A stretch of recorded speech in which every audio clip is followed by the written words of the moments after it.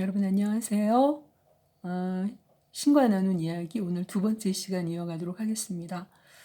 저는 이 책을 읽으면서 그 저자가 맨 처음에 저자 프로필에서 한 얘기 있잖아요. 사람들이 어떻게 신이 정말로 자신에게 이야기하고 있다는 사실을 알 수 있었을까? 또는 이 책이 신의 이름을 빙자한 고의적인 사기는 아닐까? 이런 의문을 가지고 누구나 이 책을 한 번쯤은 의심해 볼 수 있는 거잖아요. 저도 안 그랬다고는 할 수 없는데, 그런데 이 책에 대한 대답이 월시가 뭐라고 했냐면은 이 책에는 내가 지금껏 생각해 오고 알고 있던 것들을 훨씬 뛰어넘는 개념과 사실들이 들어있다. 그리고 사람들이 이 책에서 이야기하는 대로 살 때 세상이 더 살기 좋은 곳이 될 것이냐 라는 것이 관건이 될 거라고 얘기를 했는데, 제가 이 책을 읽으면서 이분의 얘기가 정말 수긍이 됐어요. 보통 사람들이 생각하거나 그리고 알고 있는 그 이상을 훨씬 뛰어넘는 개념과 사실들이 정말 정말 많이 들어있거든요. 보통 사람으로서 어떻게 이런 경지까지 생각하고 자기가 만들어서 이런 얘기들을 쓸 수는 없을 것 같다는 그런 생각이 여러분도 들어보시면 이제 그런 얘기들이 느껴지실 텐데, 기도에 대한 얘기로 지난 시간에 얘기가 끝났었는데, 보통 기도를 이렇게 이루어 주세요 이렇게 기도를 하잖아요. 저도 계속 그런 기도를 드려왔었고, 물론 성경에 오직 믿음으로 구하고 조금도 의심하지 말라 이런 말씀들이 나오거든요. 그거를 이해하면서도 사실은 그렇게 하기가 사실은 쉽지가 않죠, 보통 사람들이. 근데 이 책을 읽으면서 그런 요구 자체가 필요하지 않다는 걸 직관으로 이해할 때 기도하기는 훨씬 수월해진다. 그럴 때 그 기도는 감사의 기도가 된다. 그것은 결코 요구가 아니다. 그것은 있는 그대로에 대한 감사의 진술이다. 이런 경지의 기도를 드리라고 하잖아요. 이 부분 읽으면서 저는 제 경우에 이렇게 두 가지로 구별되는 점이 있었는데, 신이 얘기하는 이런 경지로서 제가 기도를 드리는 경우는요, 제가 그저께인가 어저께 아침 미라클 모닝 시간에 감사일기 쓰면서 남편에 대한 감사일기를 썼는데, 저희 남편은 그 출근 전 그리고 퇴근하고 와서 항상 저를 이렇게 따뜻이 보듬어 안아주고 그렇게 하고 출근하고 퇴근을 하는 사람인데요.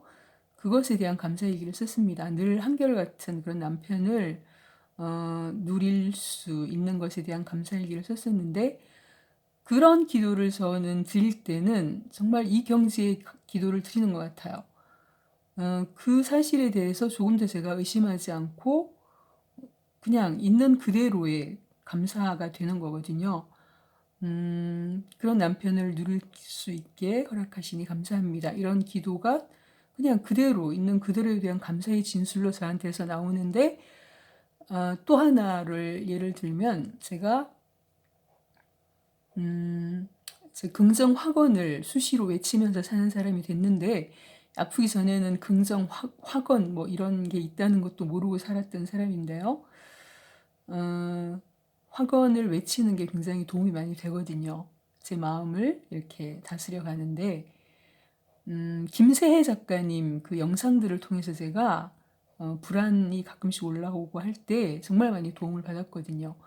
성경에 그 걱정하지 마라, 두려워하지 말라가 1000번 이상 나오는 이유에 대한 그런 제목의 영상도 있으니까, 혹시 불안하거나 마음이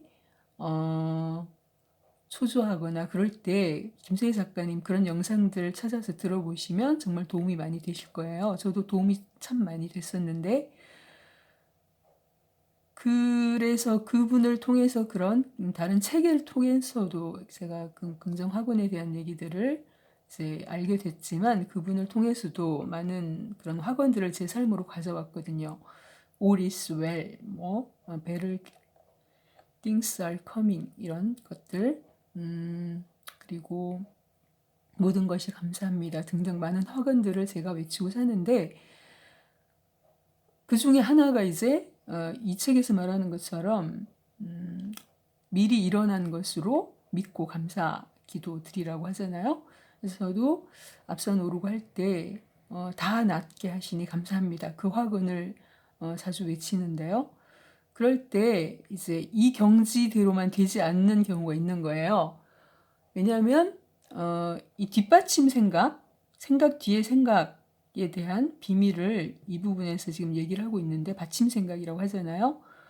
그 받침 생각이 그 제 안에 있는 진실을 제가 알기 때문에 그 받침 생각이 그 뒤에 뒤따르는 그 기도의 순도를 결정할 수 있는 거잖아요. 제가 그런 남편에 대한 기도를 드릴 때는 순도 100%로 그냥 있는 그대로의 감사 기도를 드리는데 다 낫게 하시니 감사합니다. 이 기도를 드릴 때는 때로는 그 결과에 대한 그 끝그림이 선명하게 100% 순도로 그려지지 않는 경우도 있다는 거죠. 왜냐하면 뒷받침 생각이 그것을 뒷받침해주지 않기 때문에. 그 얘기는 또 무슨 얘기냐면 제가 건강을 지켜가기 위해서 제 생활 수칙으로 뉴스타트라는 것을 그 매일 생활 수칙으로 지켜가고 있는데 그게 그 영어의 그 단어들을 합성해서 첫 글자들을 딴 거예요. new 할 때 N은 nutrition, 건강식에 대한 수칙이고 그 다음에 U의 E, 가운데 글자 E는 exercise, 운동, 그 다음에 W는 water, 물 마시기, 운동하고 건강식을 어떻게 먹느냐 이렇게 뉴스타트 이렇게 8가지 그 얘기를 또 나중에 언제 한번 드릴 텐데요. 제가 그것들을 잘 지켜갈 수만 있으면 참 좋은데 뒷받침 생각에 흔들림이 없을 텐데 제가 이전 영상에도 한번 말씀드렸지만 절제 먹지 말아야 될 음식들에 대한 절제 이런 것들이 100%잘 이루어지지 않거나 또 늦게 자는 날들이 섞이거나 이럴 때는 그 제 뒷받침 생각이 순도 100%가 되지 못하고 흔들리는 거죠. 그러니까 그 기도를 순도 100%의 그 감사 기도로 있는 그대로에 대한 감사의 진술로 드리지 못하는 거잖아요. 그래서 그렇게 구별이 되는 것 같아요. 저는 그렇게 이해가 됐었거든요. 그런데 참 그 어려운 문제는 저 자신의 것들은 제가 그렇게 스스로 노력해서 할 수 있는 거지만 순도를 높여갈 수 있는 거지만 다른 사람을 위한 기도 있잖아요. 제 주변에도 지금 중한 상태로 어려움을 겪고 있는 분들이 계신데 그분들을 위한 기도를 제가 항상 식기도마다 드리고 잠자기 전에도 항상 드리고 수시로 앞선 오르면서도 드리고 정말 절절한 마음으로 드리는데 그분들에 대한 기도를 드릴 때 그분들의 상태는 제가 어떻게 할 수가 없는 거잖아요. 저의 어떤 상태는 제가 이렇게 조정해 갈 수 있지만 그럴 때 그냥 저는 최선의 방법으로 그분들에 대해서 그렇게 이루어진 일로 기도를 드리려는 노력을 하면서 그 아들들을 일으켜 주시니 감사합니다. 살려주시니 감사합니다. 이런 기도를 외치면서 기도를 하게 되는데 그럴 때 저는 최선의 그냥 방법으로 제가 할 수 있는 방법으로 그분들이 건강하게 일어난 모습으로 환히 웃는 모습을 상상하려고 애쓰면서 그 얼굴을 떠올리면서 계속 그 기도를 외치려고 하거든요. 그럴 때 그 확신에 대한 순도를 제가 정하기가 참 쉽지가 않죠. 그렇죠? 그분들의 상태잖아요. 제가 겨자씨만한 믿음으로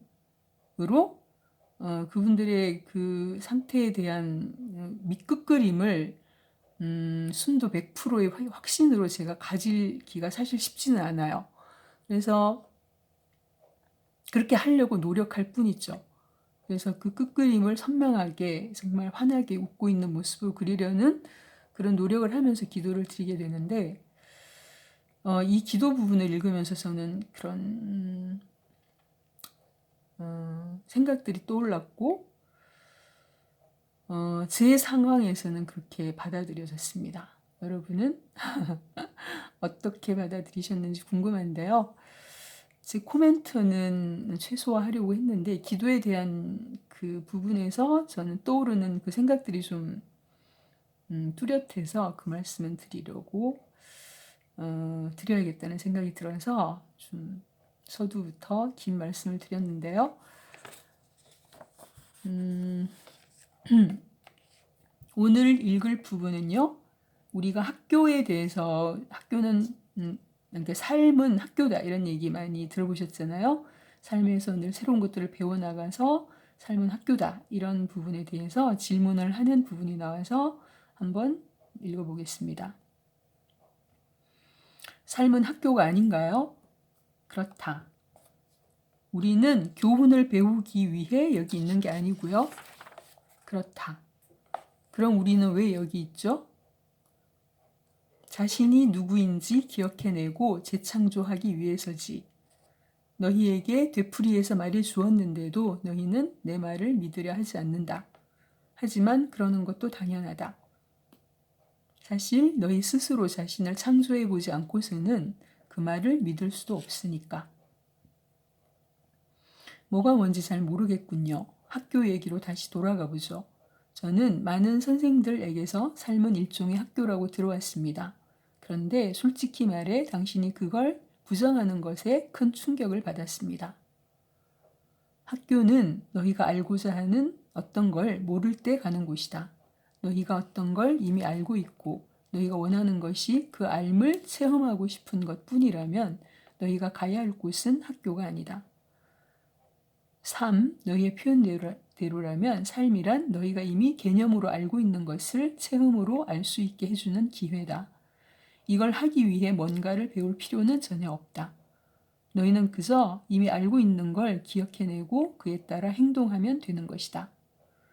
무슨 말씀인지 제대로 이해할 수가 없군요. 이렇게 생각해보자.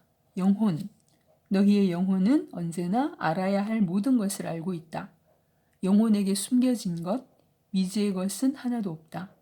그러나 아는 것만으로는 충분하지 않다. 영혼은 체험하고자 한다. 내가 자신의 관대함을 알 수는 있다. 하지만 자신의 관대함을 펼치는 뭔가를 하지 않는다면 너는 오직 개념만을 갖고 있을 뿐이다. 내가 자신의 친절함을 알 수는 있다. 하지만 누군가에게 친절을 베풀지 않는다면 너는 자신에 관한 개념만을 갖고 있을 뿐이다. 내 영혼이 지닌 유일한 갈망은 자신에 관한 가장 위대한 개념을 가장 위대한 체험으로 전환시키는 것이다. 개념이 체험이 되기 전까지는 존재하는 모든 것은 사색에 불과하다. 이런 대답을 해주셨습니다. 저는 공감이 많이 돼서 이 부분 읽어드리고 싶었고요. 그리고 병이나 재난에 관한 부분에 대해서 말씀하시는 부분 한번 읽어드릴게요. 병은 건강의 대립물로 너희의 명령에 따라 너희의 현실에서 드러난다. 어떤 수준에서든 너희가 자신을 아프게 만들지 않았는데 아파질 수는 없으며 건강해지기로 그저 마음 먹는 것만으로도 너희는 한순간에 좋아질 수 있다. 개인의 극심한 불행은 그 개인 스스로 선택한 반응이며 전 세계의 재난들은 세계 의식의 결과다. 너희의 질문에는 이런 사건들을 선택한 게 나고 내 의지와 바람 때문에 그런 사건들이 일어났다는 암시가 담겨 있다.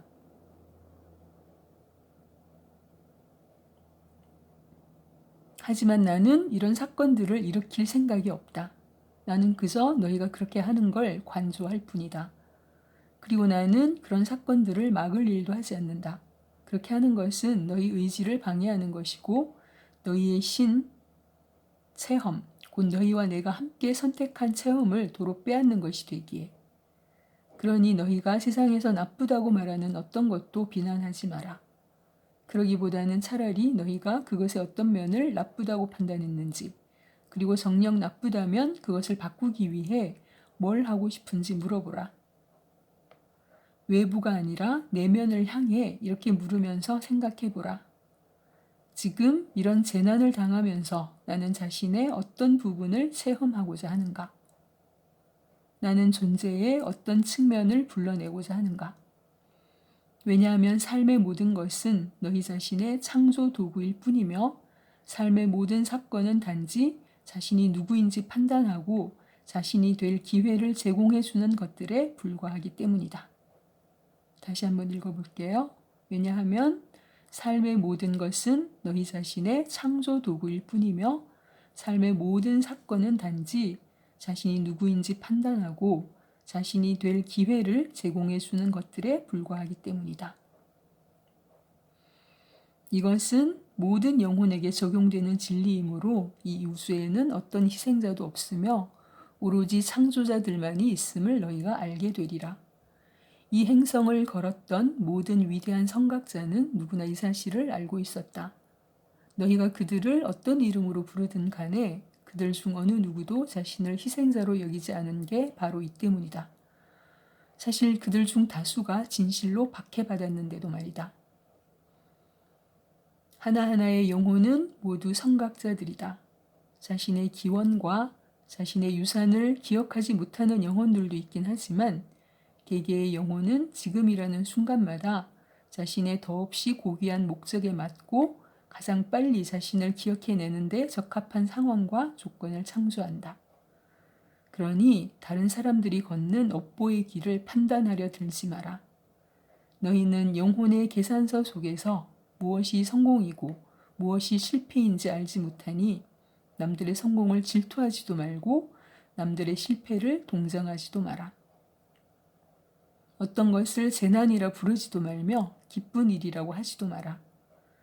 그것이 어떻게 쓰이고 있는지 판단하거나 목격할 때까지는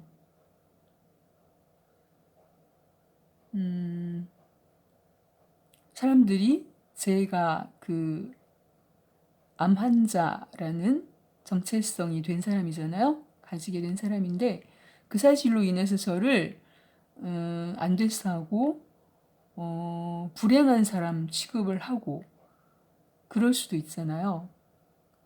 그런데 저는 저한테 일어난 이 암이라는 사건이 절대로 그렇게 판단할 수 있는 게 아니거든요. 저한테는. 저는 그 아픈 사람이 되고 나서 오히려 제 삶이 예전의 제 삶보다 여러 면에서 진심으로 업그레이드 된 그런 삶이라고 느껴지거든요. 모든 면에서. 그래서 정말 그 다른 사람의 어떤 인생이나 그들의 생애에서 일어난 사실을 보고 보여지는, 내 눈에 보여지는 것만으로 판단하는 일은 정말 그건 섣부른 그런 행동이고 맞지도 않는 행동이라는 생각이 들어서 저는 이 부분이 참 와닿았습니다. 한 죽음이 수천의 생명을 살릴 때 그 죽음이 과연 재난인가? 인간 세계에서도 일어날 수 있는 일이고 이 부분 읽으면서 저는 예수님 생각을 했습니다. 그분 얘기일 거라는 생각도 들고요. 한 삶이 비탄만을 만들어낸다면 그것이 과연 기쁜 일인가? 그러나 너희는 이런 판단조차 내리지 말아야 한다. 언제나 남에게 충고하지 말며 다른 사람들이 스스로 충고하게끔 내버려 두라. 이런 얘기를 하십니다.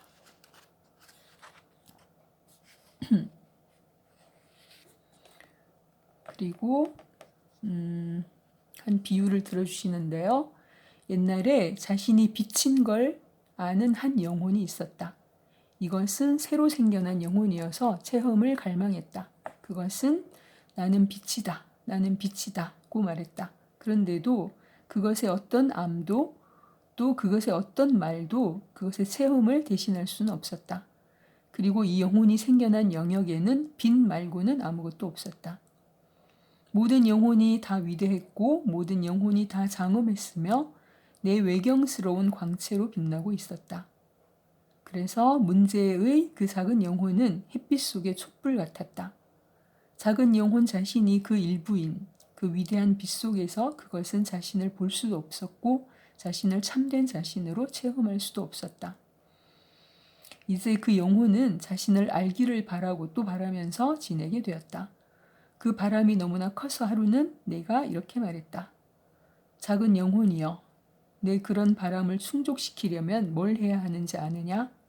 작은 영혼은 물었다. 오 신이시여, 뭘 해야 합니까? 뭘요? 저는 뭐든지 다 할 겁니다. 그래서 내가 우리에게서 너를 떼내야 한다. 그러고 난 다음 자신을 어둠이라 불러야 한다. 고 대답하자 작은 영혼이 물었다. 오 거룩한 분이시여, 어둠이 무엇입니까? 그것은 내가 아닌 것이다. 내가 이렇게 대답하자 작은 영혼은 그 말뜻을 이해했다. 그리하여 작은 영혼은 전체에서 자신을 떼어냈으며 거기다 또 다른 영역으로 옮겨가는 일까지 해냈다. 그리고 그 영혼은 이 영역에서 자신의 체험 속으로 온갖 종류의 어둠을 불러들이는 힘을 행사하여 그것들을 체험했다. 그러나 그 영혼은 더없이 깊은 어둠 속에서 소리쳤다. 아버지시여, 아버지시여, 어찌하여 나를 버리셨나이까? 너희가 가장 암담한 순간에 소리치듯이 그렇게. 그러나 나는 한 번도 너희를 버린 적이 없다. 나는 항상 너희 곁에 서 있다. 늘 변함없이 참된 너희를 기억시킬 채비를 갖춘 채, 너희를 집으로 불러들일 채비를 갖춘 채. 그러므로 어둠 속에 존재하는 빛이 되어라. 하지만 어둠을 저주하지 마라. 그리고 너희가 자기 아닌 것에 둘러싸인 순간에도 자신이 누구인지 잊지 말고 그 같은 창조를 이룬 자신을 칭찬하라. 너희가 그걸 변화시키려고 애쓸 때조차도 그리고 가장 큰 시련의 순간에 행하는 것이 최대의 성공이 될 수 있음을 깨달아라. 너희가 창조하는 체험은 자신이 누구인지와 자신이 어떤 존재가 되고 싶은지에 관한 진술이기에.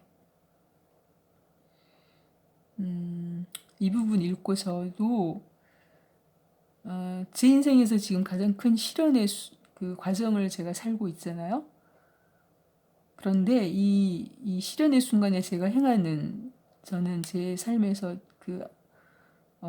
아픈 사람이 되고 난 이후에 행하는 모든 미라클 모닝을 비롯해서 제가 매일 8가지 수칙을 지켜가고 있는, 또 말씀을 지켜가고 있는 이런 모든 제 삶에서 행하게 된 새롭게 이런 일들이 지금까지 살아온 제 삶에서는 최대의 성공에 가깝다는 생각이 들거든요. 이전에는 제가 이렇게 살아보지를 못했으니까. 그래서 이런 체험을 통해서 제가 누구인지 또 저 자신이 어떤 존재가 되고 싶은지를 탐구해가는 과정이라는 생각이 들어서 제가 어제 제 남은 인생의 소명을 어떻게 이루고 싶은지를 한번 써봤어요. 이런 부분을 읽고 나서 제가 뭐라고 썼냐면요. 나는 하나님의 자녀로서 모든 날의 기적을 누리며 그 가치로운 삶의 길이 되고 싶다. 혹은 그 가치로운 삶의 길이다. 이런 소명문, 남은 인생을 제가 어떤 소명을 가지고 살고 싶은지에 대해서 한번 써봤거든요. 이런 책들을 통해서 저는 그런 인생 소명문도 써보는 사람이 됐거든요. 그러니까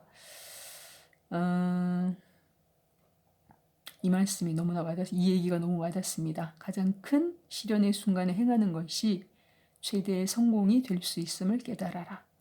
너희가 창조하는 체험은 자신이 누구인지와 자신이 어떤 존재가 되고 싶은지에 관한 진술이기에.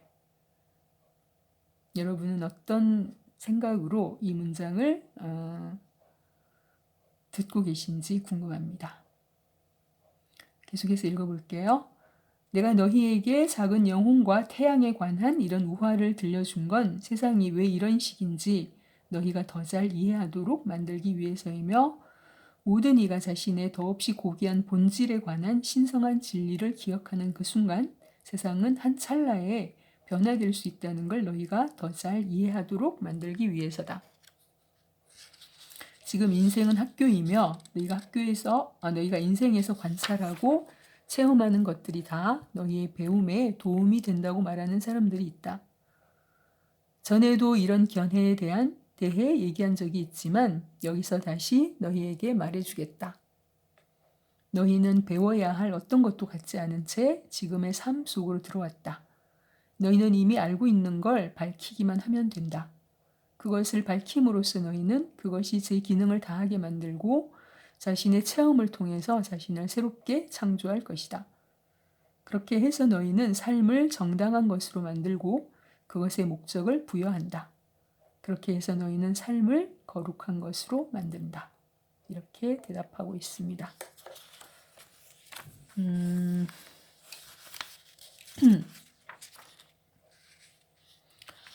그리고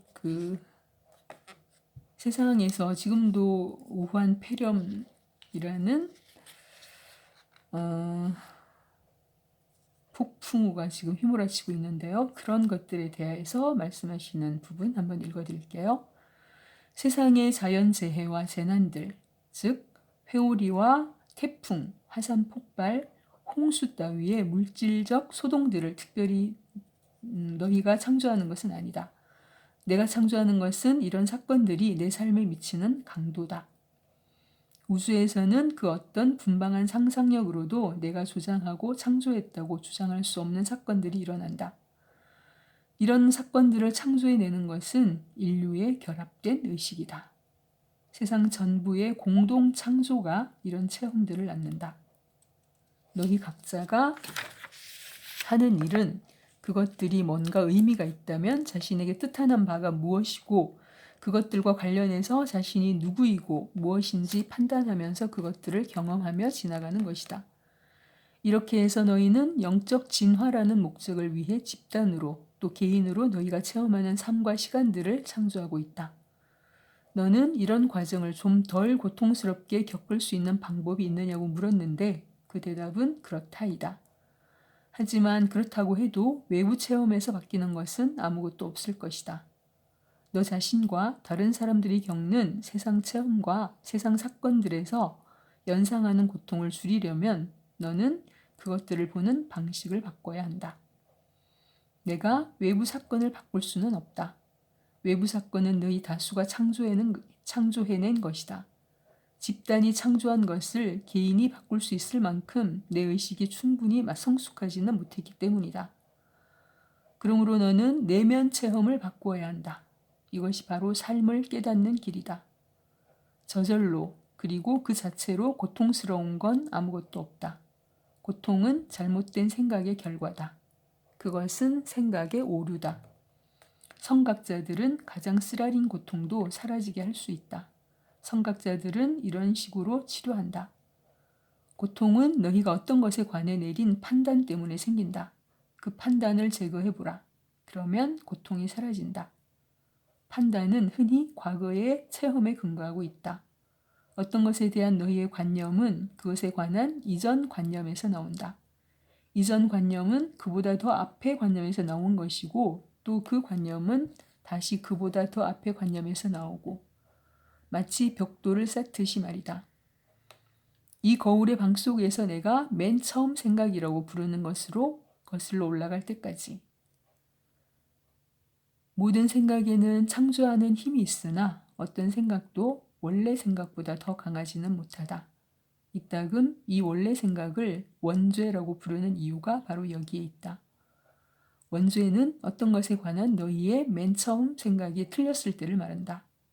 그러고 나서 그 틀림은 너희가 그것을 2번, 3번 생각함에 따라 몇 번이고 합성된다. 성신이 하는 일은 너희가 자신의 잘못에서 벗어나 새로운 오성에 이를 수 있도록 너희에게 영감을 주는 것이다. 라고 대답하고 계십니다.